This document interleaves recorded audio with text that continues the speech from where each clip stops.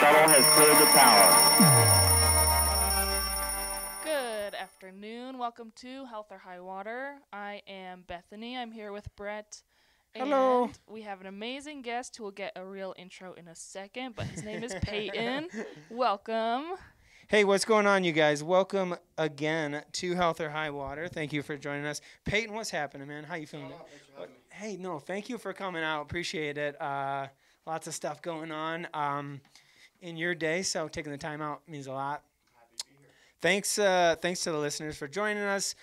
We appreciate you guys. Hope you listened to the last episode. The last two episodes were fantastic, and then always we got a lot more guests coming up the rest of the month. So we're booked out there. And then we have any news. I'm gonna pass it over to you, Bethany. What do you got going on? I know. Are you still doing the Orange Theory events? Yeah, I've done a couple recently. This Thursday, I'm actually leaving for Atlanta. I'll be there for the weekend for a big Pelvicon conference. I'm excited. Pelvic PT. Sweet. Leave Thursday, come back Sunday, so that'll be fun. Love it. Okay, what's going on there? Pelvic PT conference. Okay. Awesome. Yeah. Therapists from all over the country coming together to learn and hear from people who know more than us and the latest research and all the things. Peyton, what's happening, my friend? You are a baseball guru, I would call you. You're at Slammers. You're a coach. You're an instructor. You play with the Cubs. You went through it. You played college baseball. I'm assuming health and fitness was a huge part of your life too, with baseball programming. Do you program your own stuff when, like, early on when you were doing it, you follow what the team was doing? Yeah, pretty much. So, at least in professional baseball, they would map out in-season and off-season programs, and then after my first year in the off-seasons, I would come home and work with like a personal trainer. Nice. Who had more of a baseball background and who could get their hands on me, and we had a physical therapist office at our gym as well. Mm-hmm. So there was a whole team there to kind of help me and program my stuff in the off season, and then to continue all that through the regular season as well. Yeah, and you're at Slammers is considered by a lot to be one of the best organizations around. I mean, they do have different kinds of levels of teams, but I mean, you have some super elite ball players. So coaching and doing private instruction. You were talking earlier about arm care. How do you address that with, like, young kids? Is that just part of your process? Do you have like protocol for your team?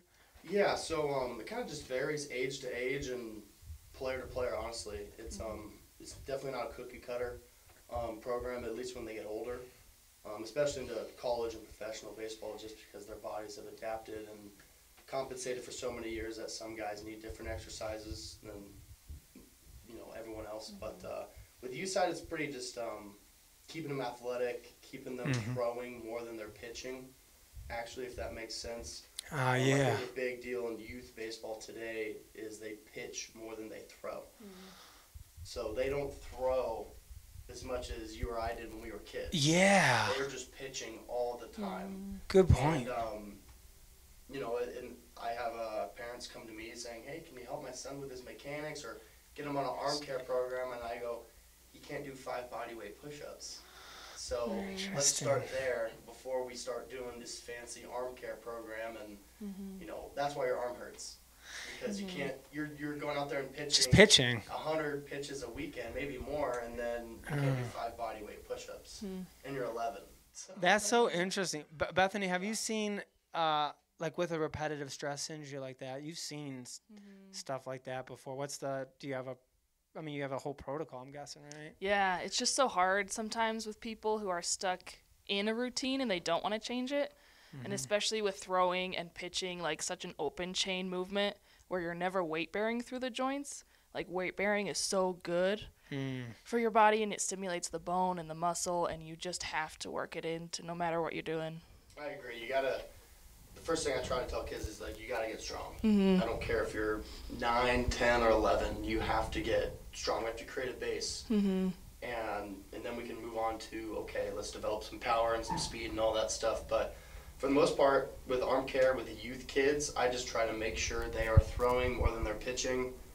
And they can at least do some body weight exercises, right? Yeah. Get your functional movements, your foundational stuff. Yes. Yeah. Like push-ups, bear crawls, lunges, all that stuff that we tend to neglect. You know, we see a kid and go, oh, well, he needs to get stronger. Let's put him under a squat bar, or let's make him bench. It's like, no, he can't bear crawl with good form. That's interesting. Number one, I'm probably gonna have you speak just a little bit more into the mic because it's not quite as picking up. But you're good. You're perfectly good. But that's interesting because because when we were growing up, I mean, I would throw all the time. I wasn't just pitching. The other thing is, when I was pitching, I wasn't throwing 100% every pitch. I watched Greg Maddux growing up, so he was more of a crafty guy. Now, what are your thoughts? Because you're in the midst of the professional realm of baseball, and especially training kids now. What are your thoughts on, as you see social media develop? I see a lot of kids speed is every major league player is throwing 95 to 100 miles an hour. Is that just, the natural evolution you think of the game? Do you think there's going to be some long-term repercussions to that? Do you think it's overreacting? I think all of those things can be true. I think it's a trickle-down effect from the major leagues all the way down to youth baseball. If you want to get to the major leagues, you have to throw hard. If you want to get drafted, you have to throw hard.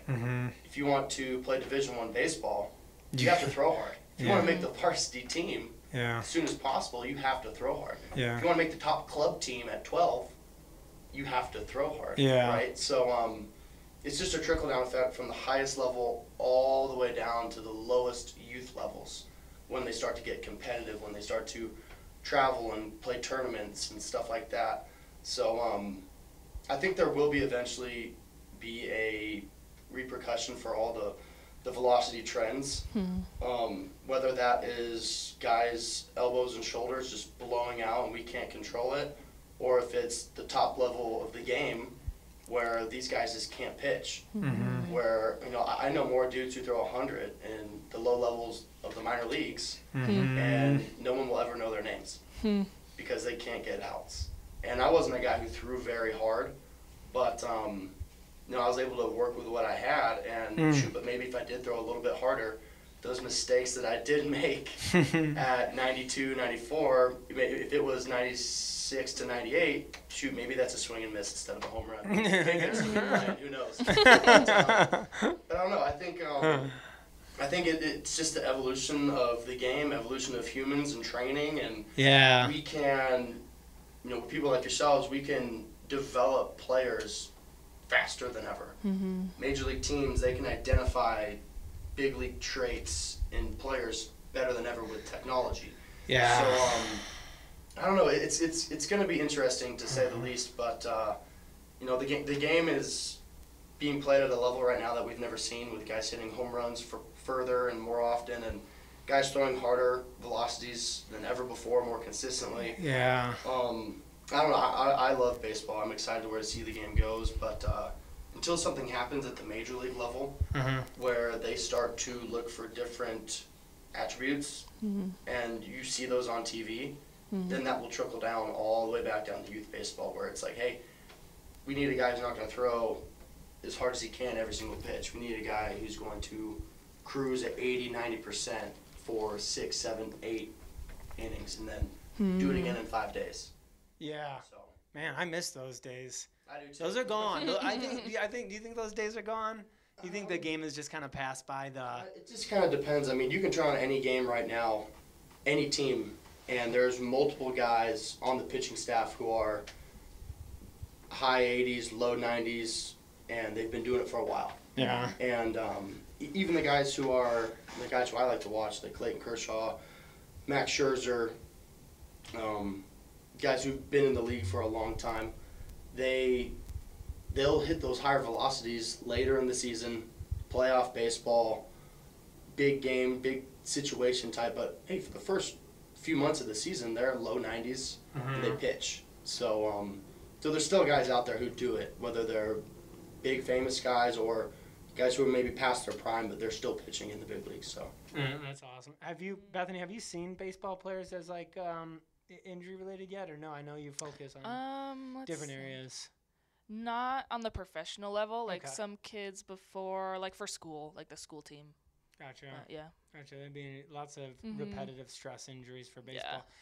Before we move on from that, what's your process of you see a kid comes to you and his mom and dad, hey, Joey's got arm soreness and it's past normal. What's your obviously it's an individual process, but what is that process? Is it, hey, I'm gonna check his mechanics out first? How's that work? I just like to ask some questions. I say, what positions do you mostly play? How often do you pitch? And today there's so much technology with youth baseball. I can look up any youth baseball team's box score. Oh on an app called yeah. Game Changer, That's and I can right. go, oh well, you've pitched 4 times this season and you've gone over 80 pitches. That's this super many cool. times. So you can. I ask a lot of questions about just the workload. Yeah. And hey, do you play any other sports? Mhm. What do you eat for breakfast? Like Yeah. those are questions that I think parents are like, well, no, you got to look at his mechanics. And I go, no, Mhm. he's 12. It's not because of his mechanics. He's getting overuse or misuse, Mhm. and we got to find a way to manage the workload the right way. So if you're getting, and even youth baseball into the major leagues, the most arm injuries happen with pitchers in February, March, and April. So the very beginning of the year. Oh. So in the major leagues, it's spring training or a month after spring training. So that tells me that November, December, January, and part of February, what were they doing? And then all of a sudden they're getting thrown into a game, throwing max effort in big tight situations, and their body just can't handle that stress. So one of the things that I like to stress with kids, especially if they only play baseball, is we have to make a plan. We have to make a plan for your first tournament is March 1st. We have to be absolutely ready for March 1st. And then with your coach, we have to be on the same plan.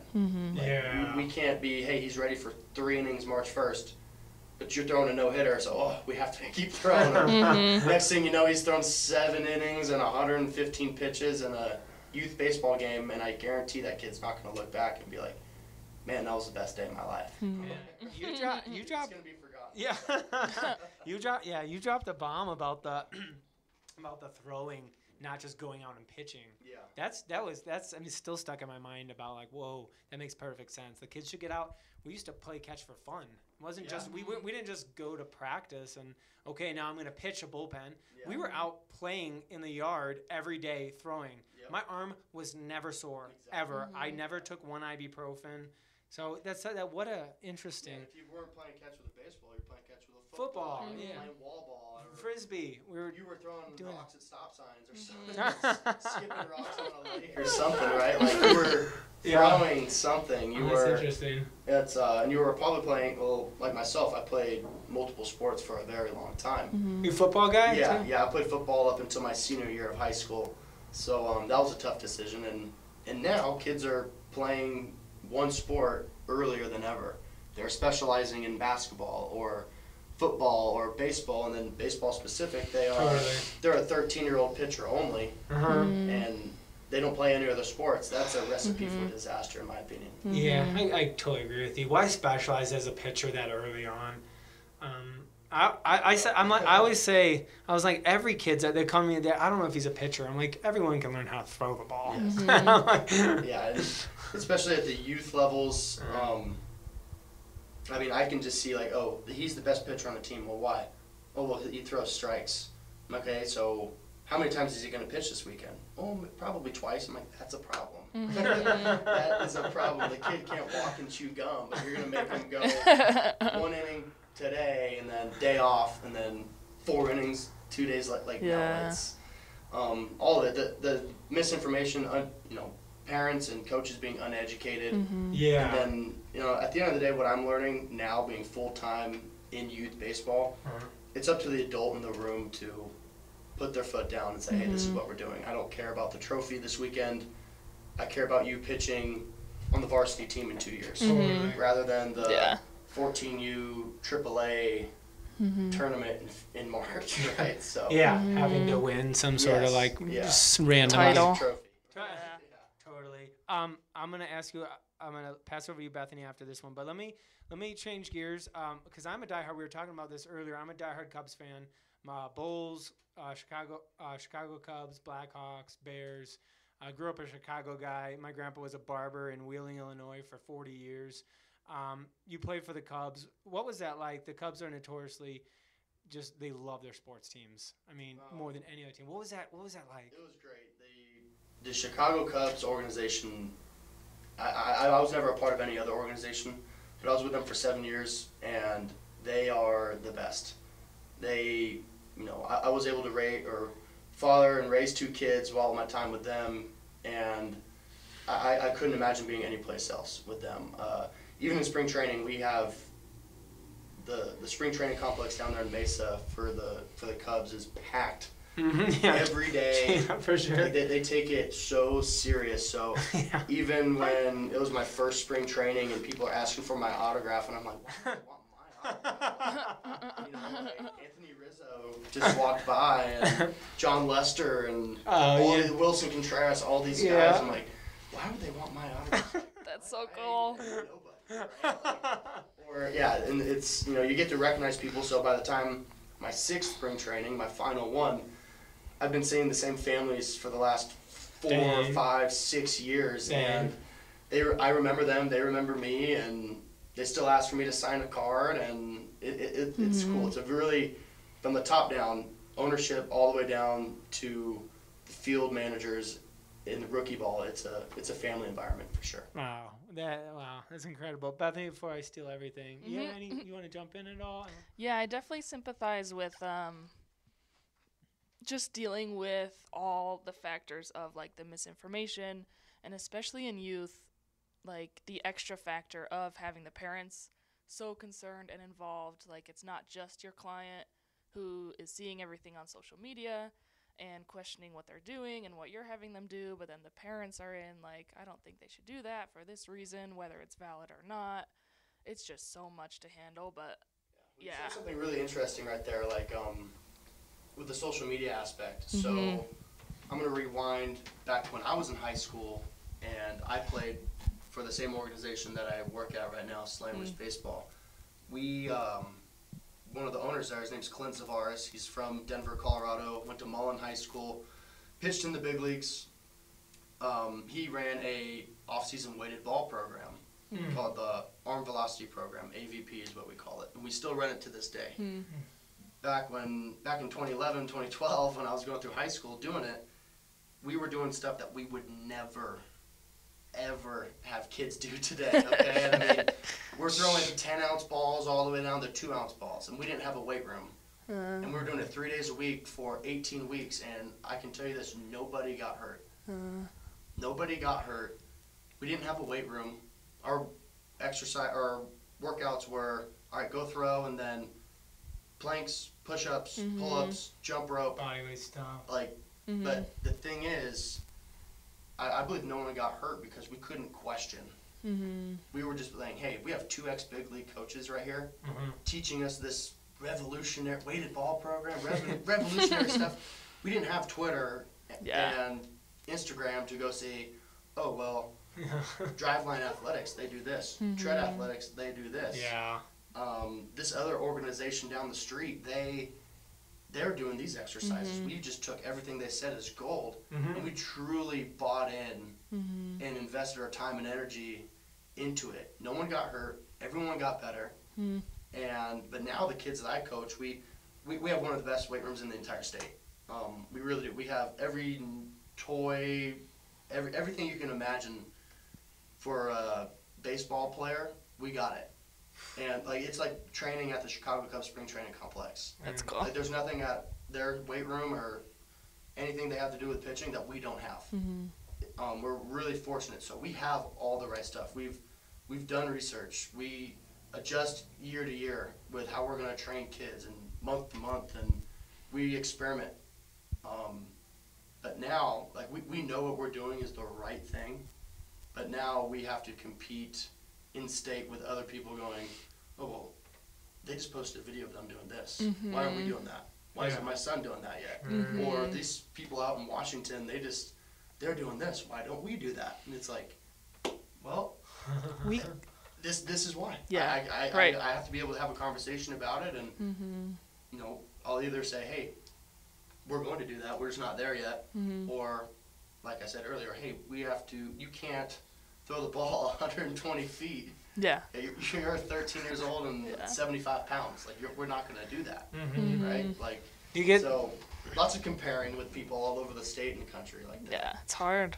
It's a good thing too. It's a good and a bad because Yeah. you do evolve as a society and community, baseball community. But yeah, you start to see the trends, the TikTok style trends, Yeah, and we're doing the right. Like the way we run our off-season training, it's mimicked after a professional's off-season. So there's fall ball is going on right now.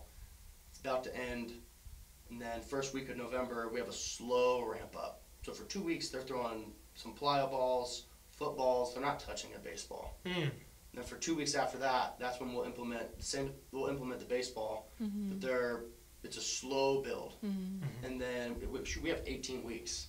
So by the time they go off to their high school season in the end of February, they are ready to go pitch. Right? Instead of saying, hey, we have a month until the season, let's just throw balls as far as we can, and then, hey, I'm ready to go. Let's go throw 4 innings in a game. Right. So, we're always evolving and experimenting with different stuff and different exercises, different routines and whatnot. But I think it's just all about learning and then not comparing yourself to the kid next to you or the kid across town or the kid 3 states over that's doing some revolutionary program. Right. Yeah. At this point in time, everyone's kind of doing the same thing. It's all about just how you attack it and your mentality behind it. So, speaking of mentality, what do you do to develop?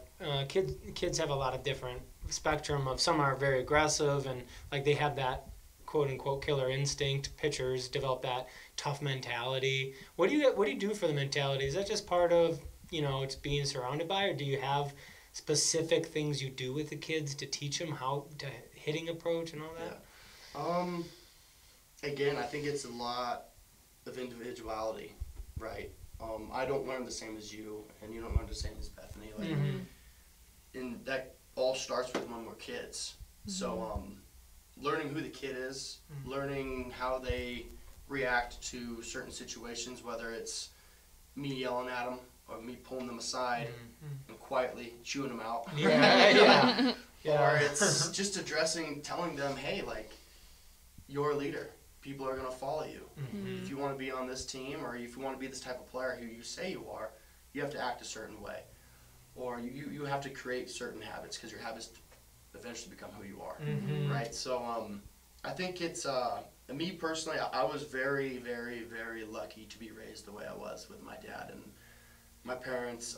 My dad was super competitive, but he never pushed me to do anything I didn't want to do. But he just took my word for it, and he could tell I was a young kid who loved sports. And I would say things like, I want to play in the major leagues. I want to play college baseball. I want to be the best player in the Little League. Or I want to be the first pick in next year's draft. Like, all this stuff. But then he would see me go play a game or a practice, and he'd say, hey, remember when you said this? Yeah. He's like, do you think that was up to par with what you say? Do you think your habits are up to par with what your words are? I'm like, no. It's like, fix it. I'm not going to stand around and watch it and listen to you tell me these things. But if you want to do this, then let's do this, right? So that's awesome. I was really lucky.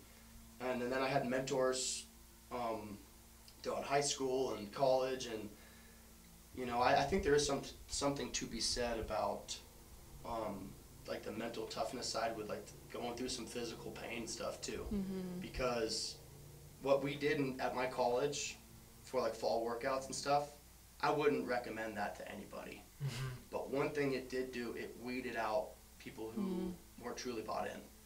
So if it was, hey, 6 a.m., run to the top of that mountain and down until we say stop, I don't think that makes you a better pitcher, right? Yeah. Like, that's not going to help you throw harder or throw more strikes, right? Yeah. But in a way, it's, for me personally, it was like, hey, I did this. that workout was way harder than any situation I've ever been in a game. Yeah, right. I can do it, right? And hey, I know he was dogging it. That's not a guy I don't want him on the team. I don't want him anywhere near the mound or the batter's box when stuff gets real. So I think in today's generation with kids and everything now, you just got to find that perfect blend. You know, you got to, as a coach, right, you're always taking what you were taught, then you learn from something else, and you kind of massage it into your own, right? And I think that just never stops with each team you coach or the kids you work with and stuff like that. It's just learning who the kids are, what they've been through, and what their goals. And then I think kids want to be held accountable. They just don't know. They really just don't know. So yeah, no, definitely. It's what do you love about baseball now? Like, what drives you? Is it you're obviously submersed in it, or immersed in it? Are you? What drives you? I truly want to see the game of baseball continue to grow, and more specifically, I really care about the future of Colorado baseball, because there's a lot of good baseball players here. Even before I was born, Colorado baseball players have been under-recruited, undervalued. There's a stereotype around Colorado kids from out-of-state coaches, you know, with what's legal here, right? Like, that's just the way it goes. Like, you can't control that. And I have a lot of friends who were under-recruited, and then I go to college and I say, man, my buddy's better than that guy. Or I'm in professional baseball going, dang, I know 2 kids back home who I played high school baseball with who are better than that guy right there. So, but I truly care about Colorado baseball and the future of it. And, you know, I'm so blessed and lucky to have the job that I do at Slammers Baseball here. We have 2 locations, one south of Denver and Centennial, then one in Broomfield, Colorado. The people who run it are Clint Savaris, Mark Holzmer, and Billy Martin. They are my mentors, now my current bosses. I show up every day wanting to, I want to be one of the reasons why they're in business another 30 years. Just because I know for a fact I wouldn't have made it as far as I did or had the opportunities I had if it weren't for them. So, and there's lots of, like I said, there's lots of good baseball players around here. We have to be able to compete on a national level. Yeah, so.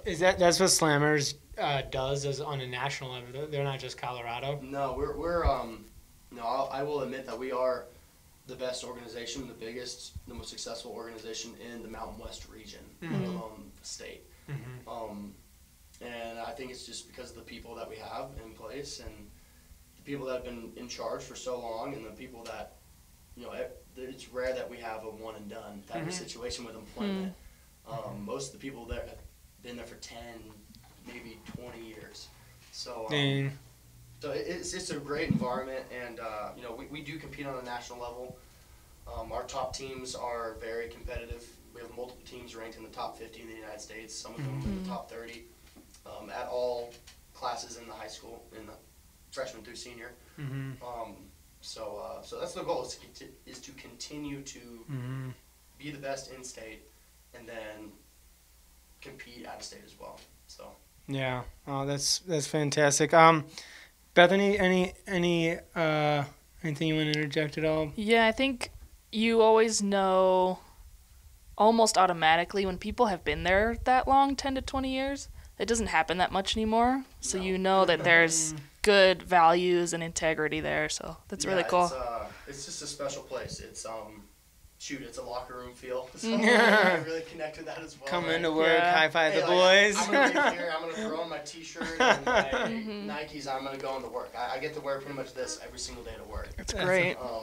It's great. It's you know, like I said, locker room feel. But you know, I can go to any of my coworkers or my bosses, like with any question, any need, any situation I'm going through. I can say, hey, like, we need to do, whether it's personal or if it's on business side, I can say, hey, we need to do this, or I can't come in this week, I got this going on, and okay, what can we do to help you? Stuff like that. So we like to say it's not the palace it's the kingdom, right? It's the people inside. It's not the people who are the royalty. It's the everyday people that are there. So we're just extremely lucky to have the people we do.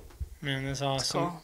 What's for the future for you? Is it just riding this wave right now you're on with the baseball? Do you have like a long-term play at all? I've had a few other job opportunities involving baseball. Getting into professional baseball to coach, different levels of colleges, and whatnot. But it's for right now. This is what I want to do. At the end of the day, my statement still holds true. What I said earlier, I really do care about the future of Colorado baseball and what we produce on a national level. So, and it's a way for me to do what I love and be at home with my family. Yeah. So that's a big thing. Is I got 2 young kids, and my wife's about to have a baby here in a month, a baby girl. Congrats, man. You can't ask for a better setup than that. But I see myself doing this for the next 50 years. Really, it's that's how much I care about Colorado and in baseball, and blending those two together and helping kids achieve their dreams, just like I was helped. So. That's the definition of giving back. What if people are listening to this? Obviously, I'm sure they've heard of Slammers, but where can they find you personally? If they sometimes we get people that'll ask questions and things like that. Where can they find you? Is there any way to reach out to you or contact you?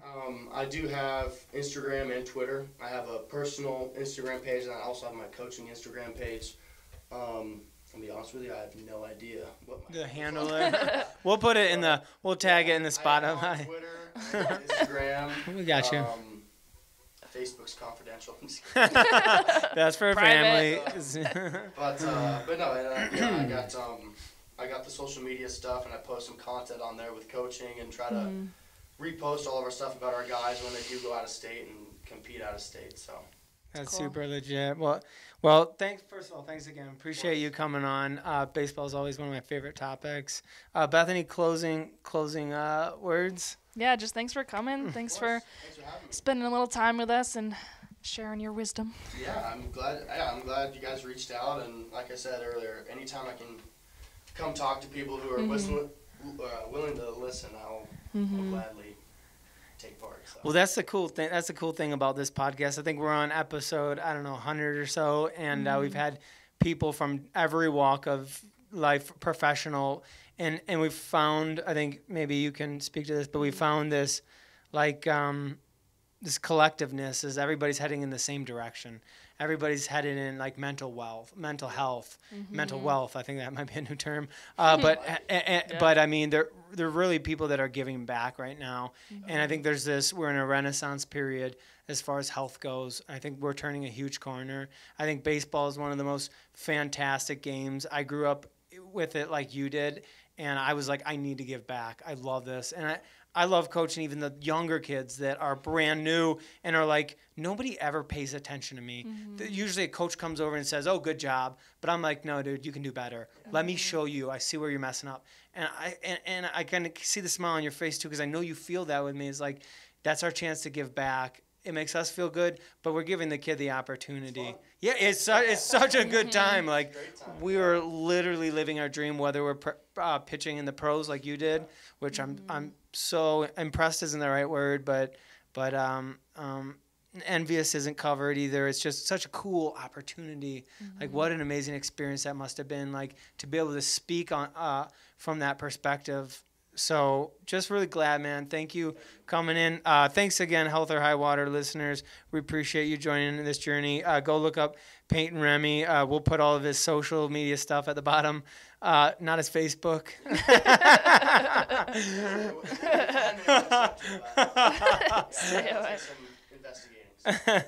So go eat something good today and get your workout in. We'll see you next episode. Bye. Peace.